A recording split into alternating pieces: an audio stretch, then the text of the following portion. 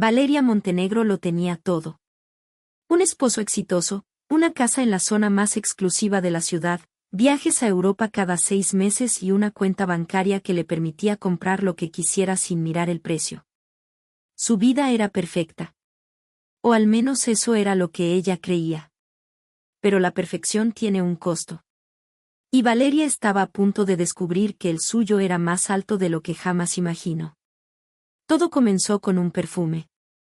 Un aroma dulce y floral que no era el suyo. Valeria lo sintió en la camisa de su esposo cuando fue a recoger la ropa sucia del baño.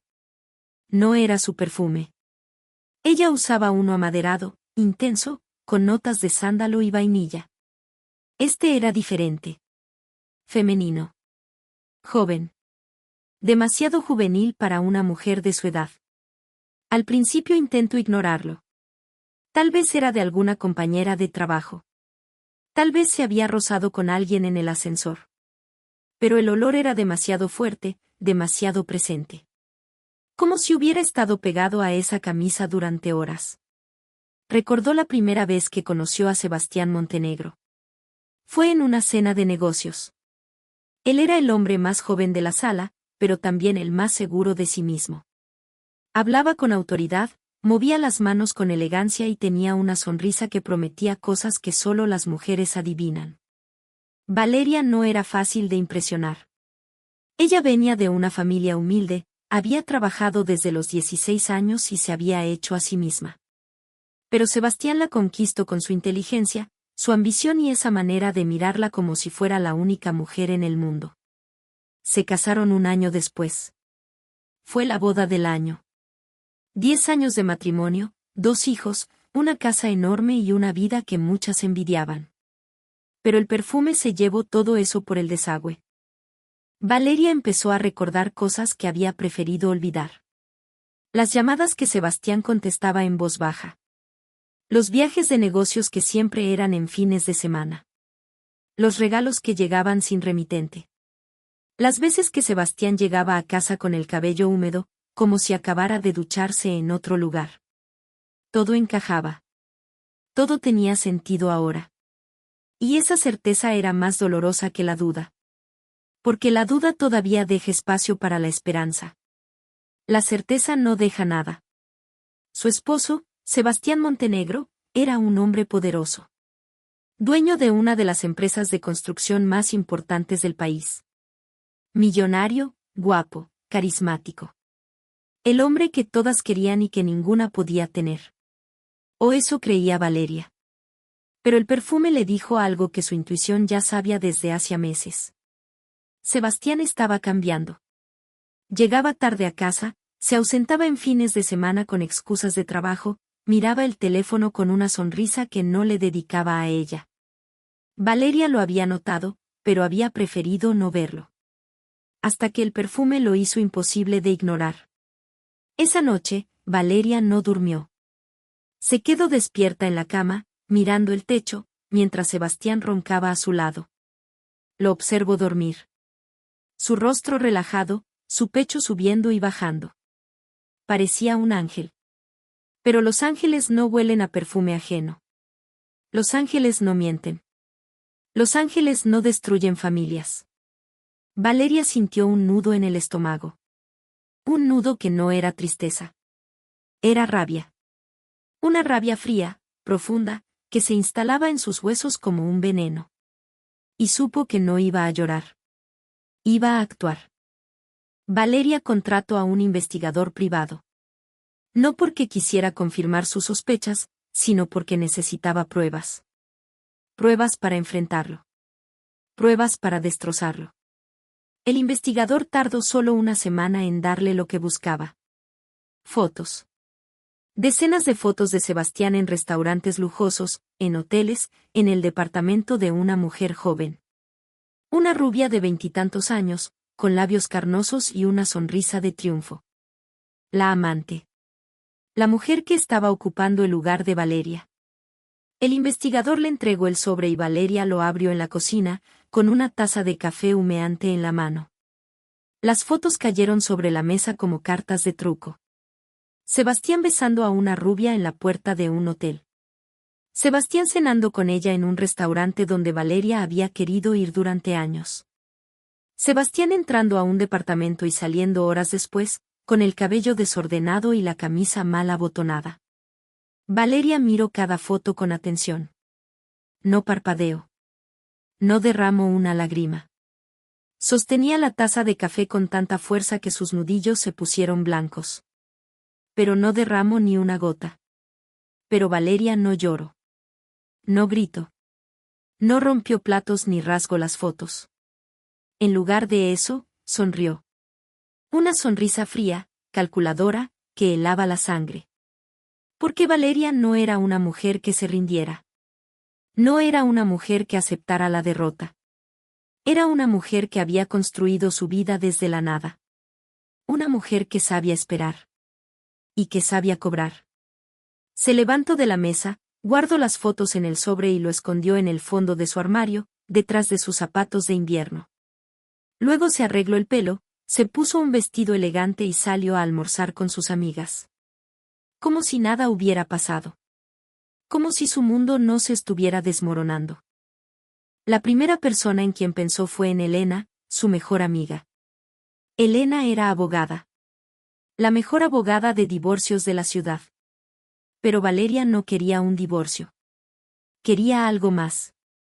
Quería venganza. Y no una venganza cualquiera. Quería que Sebastián lo perdiera todo. Su dinero, su empresa, su reputación.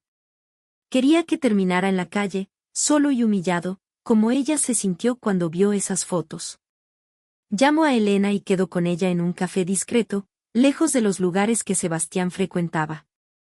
Elena llegó con su maletín y una libreta. Las dos mujeres se sentaron en una mesa del fondo, donde nadie pudiera escucharlas. Valeria le contó todo. El perfume, las sospechas, el investigador, las fotos. Elena la escuchó en silencio, sin interrumpir. Cuando Valeria terminó, Elena cerró la libreta y la miró con seriedad.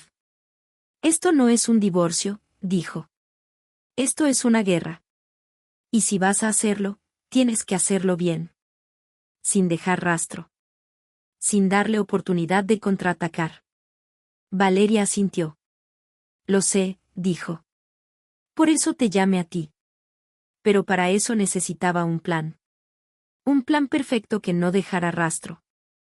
Porque Sebastián era un hombre inteligente y peligroso. Si descubría lo que Valeria estaba tramando, podía destruirla a ella primero. Así que Valeria empezó a actuar con cautela. Comenzó a reunir información. No solo sobre la amante, sino sobre los negocios de Sebastián. Descubrió que su empresa tenía deudas ocultas, que estaba al borde de la quiebra y que Sebastián había estado desviando dinero de las cuentas para mantener su estilo de vida. Descubrió que tenía socios que lo odiaban y que esperaban cualquier excusa para traicionarlo. Valeria encontró un aliado inesperado. Un contador que trabajaba para la empresa de Sebastián y que estaba cansado de ser ignorado y mal pagado. Este contador, un hombre llamado Ramón, le proporcionó documentos financieros que probaban los fraudes de Sebastián. Valeria copió todo y guardó los originales en una caja de seguridad que Sebastián no conocía. Pero no se detuvo ahí. También investigó a los socios de Sebastián. Encontró a uno que estaba especialmente resentido.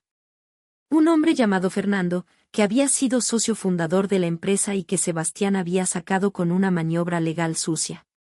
Fernando vivía ahora en una casa modesta, lejos del lujo que alguna vez conoció. Valeria fue a visitarlo. Le llevo una botella de vino caro y una propuesta. Ayúdame a destruir a Sebastián, le dijo, y te devolveré lo que él te quitó. Fernando la miró con desconfianza al principio. Pero cuando Valeria le mostró los documentos que Ramón le había dado, su rostro cambió. Viendo la oportunidad de vengarse de Sebastián, aceptó. Pero eso no era suficiente. Quería más. Quería que la amante también pagara. Así que investigó a la rubia. Se llamaba Lucía. Era modelo, 25 años, sin dinero, sin estudios y con una ambición desmedida. Lucía creía que Sebastián la iba a dejar y que se casaría con ella. Valeria sabía que eso no iba a pasar. Sebastián era un hombre que amaba el dinero más que a cualquier mujer. Pero Lucía no lo sabía. Y Valeria decidió que Lucía lo descubriera de la peor manera posible.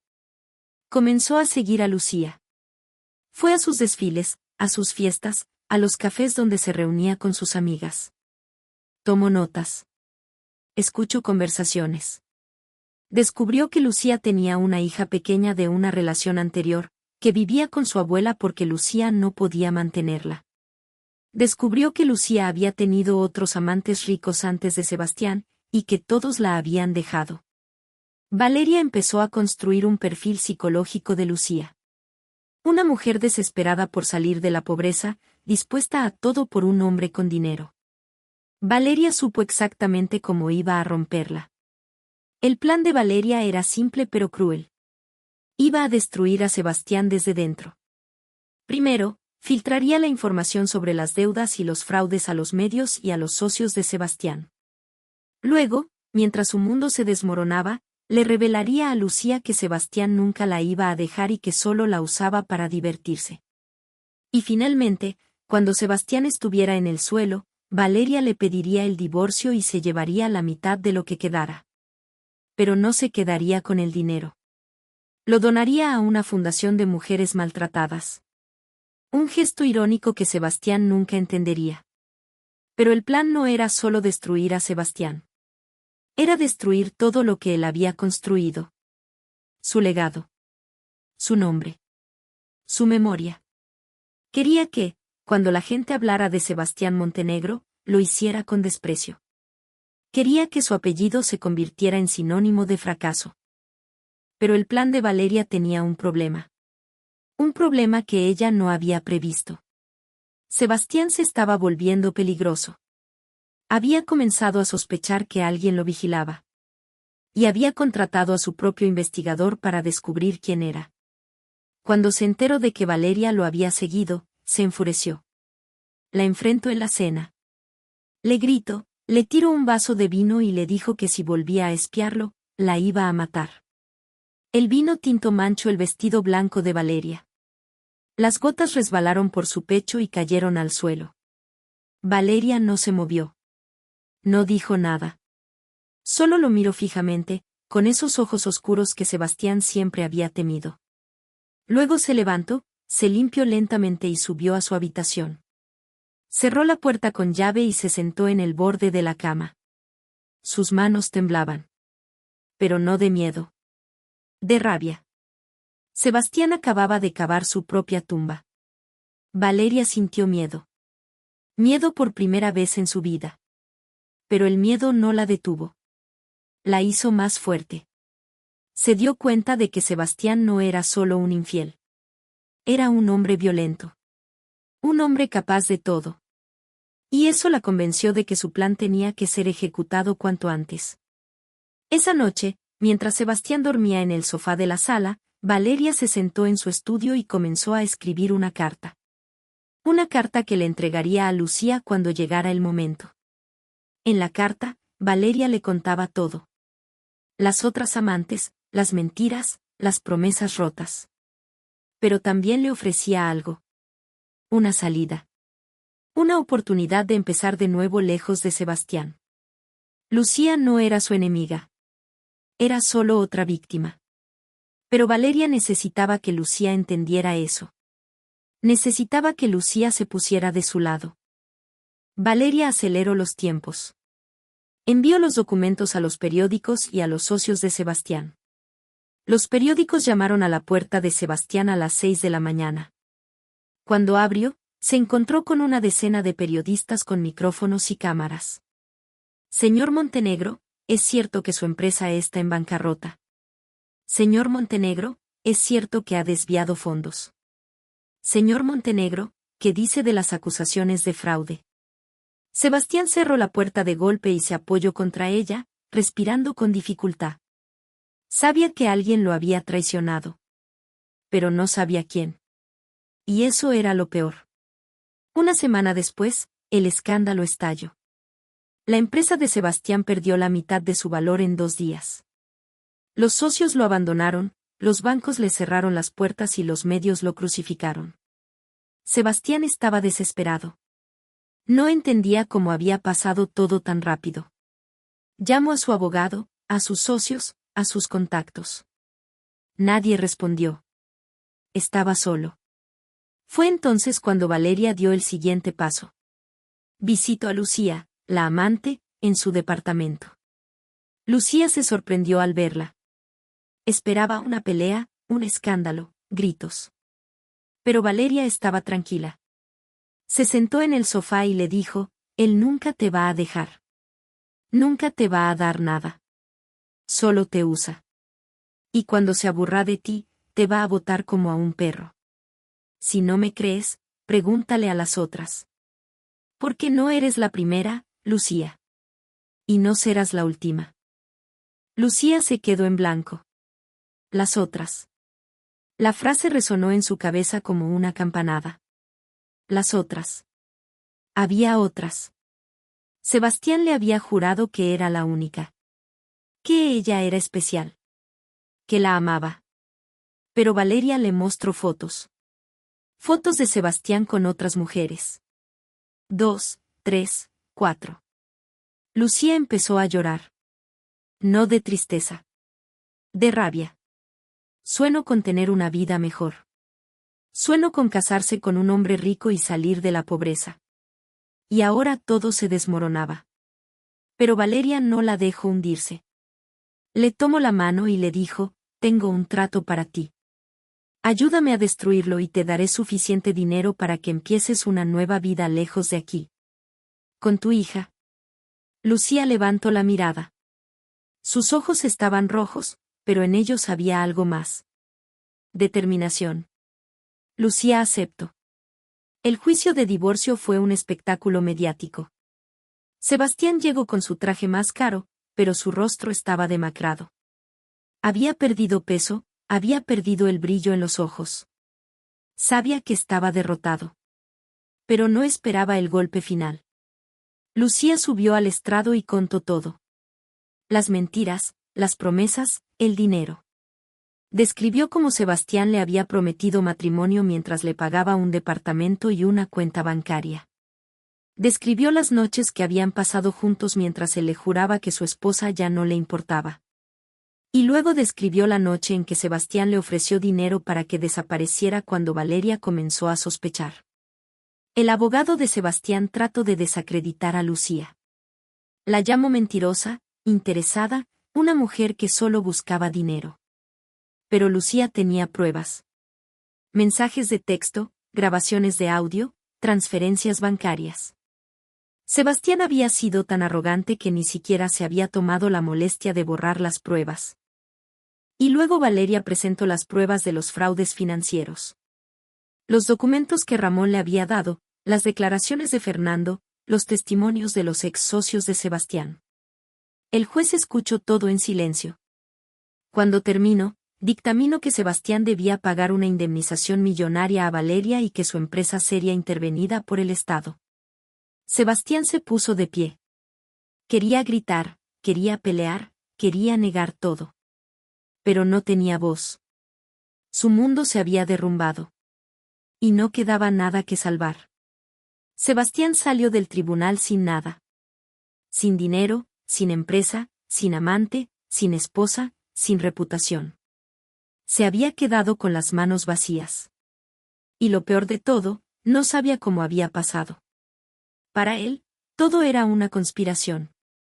Pero no tenía pruebas de nada. Caminó por las calles sin rumbo. La gente lo miraba.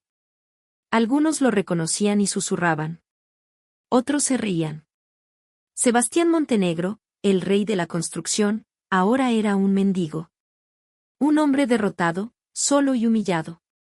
Valeria lo miró desde lejos. No sintió lástima. No sintió culpa. Sintió justicia. Había pagado con la misma moneda que él le había dado. Había sido fría, calculadora y despiadada. Como él. Había utilizado el amor y la confianza como armas. Como él. Y al final, había ganado. Pero mientras veía a Sebastián alejarse, algo se removió en su interior. Una voz que le decía que quizás se había pasado. Quizás había ido demasiado lejos. Pero Valeria apagó esa voz. No podía permitirse dudar. No ahora.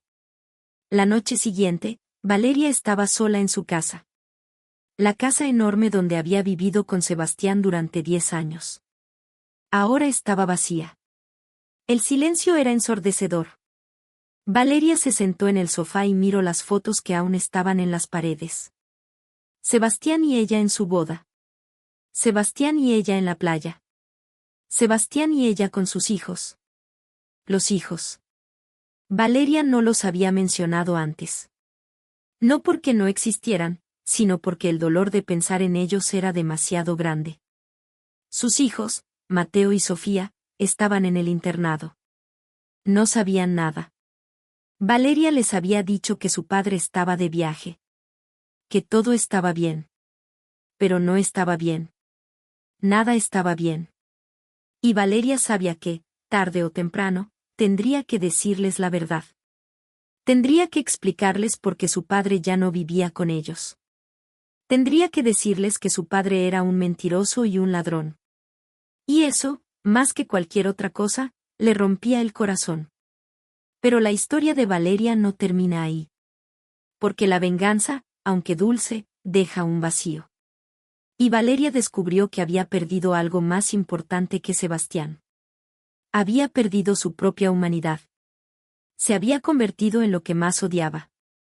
En una persona capaz de destruir a otro sin piedad. Y eso, más que cualquier otra cosa, la asustó. Comenzó a tener insomnio. A despertar en medio de la noche con el corazón acelerado, recordando la cara de Sebastián cuando salió del tribunal. Recordando la voz de Lucía cuando le agradeció el dinero. Recordando a sus hijos, que la llamaban por teléfono preguntando por su padre. Valeria intentó seguir con su vida. Vendió la casa y se mudó a un departamento más pequeño. Donó el dinero a la Fundación de Mujeres Maltratadas, como había planeado. Y comenzó a trabajar en una organización que ayudaba a mujeres víctimas de violencia doméstica. Era su manera de redimirse. Su manera de demostrarse a sí misma que no era un monstruo. Pero el vacío no desaparecía. Valeria había ganado la batalla, pero había perdido la guerra contra sí misma. Comprendió que la venganza no la había sanado. Solo la había llenado de más dolor. Y que, en su intento por destruir a Sebastián, se había destruido a sí misma. Sus hijos, cuando se enteraron de la verdad, la miraron con otros ojos. Mateo, el mayor, le dijo, «Mamá, podrías habernos contado. Podríamos haberlo manejado juntos». Pero Valeria negó con la cabeza. No podía. No quería que ustedes cargaran con mi odio, dijo. Pero ya es tarde. El odio ya está aquí. Valeria vendió la casa, donó el dinero a la fundación y se fue del país. Compró un pequeño departamento en una ciudad costera, lejos de todo y de todos. Y comenzó una nueva vida. Sin lujos, sin mentiras, sin venganzas. Una vida simple, donde el único ruido era el de las olas del mar. Se levantó temprano, hacía yoga en la playa, paseaba por el malecón y ayudaba a una pequeña organización local que protegía a tortugas marinas. La gente del pueblo la conocía como la mujer silenciosa que siempre sonreía, pero que tenía algo triste en la mirada. Pero a veces, en las noches de insomnio, recordaba la cara de Sebastián cuando salió del tribunal. Recordaba el olor del perfume que empezó todo. Recordaba las fotos, los documentos, los testimonios. Y se preguntaba si todo el sufrimiento que le había causado había valido la pena. Y la respuesta siempre era la misma. No lo sabía. Y quizás nunca lo sabría. Un día, caminando por la playa, encontró una botella con un mensaje. No era un mensaje de amor ni un pedido de ayuda. Era un mensaje de una mujer que, como ella, había sido traicionada. La mujer contaba su historia y preguntaba si alguien había encontrado la paz después de la venganza. Valeria tomó la botella y la guardó. Esa noche, escribió una respuesta. Le contó su historia, su venganza, su vacío. Y al final escribió, la venganza no trae paz. Solo trae más preguntas. Pero el perdón, el verdadero perdón, ese sí puede traer paz. El problema es que perdonar es más difícil que vengar. Y yo aún no sé cómo hacerlo. Valeria nunca envió esa respuesta. La guardó en un cajón, junto con las fotos de su boda. Y siguió su vida, día a día, tratando de encontrar la paz que tanto anhelaba. Pero sabía que, mientras no perdonara a Sebastián, y mientras no se perdonara a sí misma, el vacío seguiría ahí. Y que tal vez, solo tal vez, la verdadera victoria no era destruir al otro, sino aprender a vivir sin odio. Porque la venganza es un plato que se sirve frío, pero también es un plato que deja un sabor amargo en la boca. Valeria aprendió que no hay victoria sin derrota, que no hay justicia sin sacrificio y que el precio de la traición, a veces, es demasiado alto para quien la comete y para quien la castiga. Esta es la historia de cómo una mujer decidió tomar la justicia por su mano, destruir al hombre que la traicionó y aprender, a su manera, que el verdadero poder no está en el dinero ni en la venganza, sino en la capacidad de perdonar y seguir adelante. Algo que Valeria nunca logró del todo, pero que intentó alcanzar el resto de su vida. Y tal vez, amigos de Secretos Ocultos, esa sea la lección más importante de todas. Que el amor puede convertirse en odio, que el odio puede convertirse en venganza, y que la venganza puede consumirnos por completo. Pero que siempre hay tiempo para detenerse, para mirar atrás y para elegir un camino diferente. Un camino que no esté pavimentado con rencor, sino con esperanza. Porque al final, lo único que realmente importa es lo que dejamos atrás. Y Valeria dejó atrás mucho dolor. Pero también dejó atrás una pregunta. Una pregunta que cada uno de nosotros debe responder por sí mismo. ¿Hasta dónde estaríamos dispuestos a llegar si nos traicionaran? Y si, al llegar allí, encontraríamos lo que buscamos.